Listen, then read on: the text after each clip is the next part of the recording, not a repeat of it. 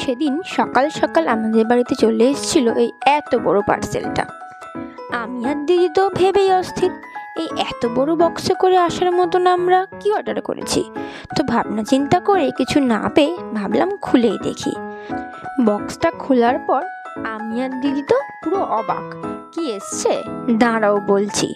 কিছুদিন আগে আমি একটা লিপ বাম অর্ডার করেছিলাম, হ্যাঁ সেই লিপ বামটাই এসছে এই এত বড় বক্সে করে। আমরা হাসবো নাকি কাঁদবো ভেবেই পাচ্ছিলাম না।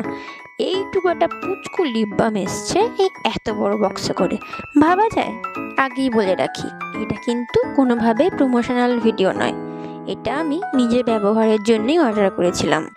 আসলে এমন অদ্ভুত কাণ্ড কারখানা দেখে তোমাদের সাথে শেয়ার না করে থাকতে পারলাম না। কি কাণ্ড কারখানা? আরে ওই যে এই এত বড় বক্সে করে এইটুকু একটা লিপ বাম, ভাবো তো কোনো মানে হয়? আমরা তো সকাল সকাল এই পার্সেলটার থেকে ভাবছি কি না কি এসছে বুঝি আমাদের বাড়িতে, তারপরে দেখি এইটুকু একটা লিপ বাম এসছে এই এত বড় বক্সে করে। যাই হোক, তোমাদেরকে জানাতে এসেছিলাম, জানানো হয়ে গেছে, তাই চলে যাচ্ছি, টাটা।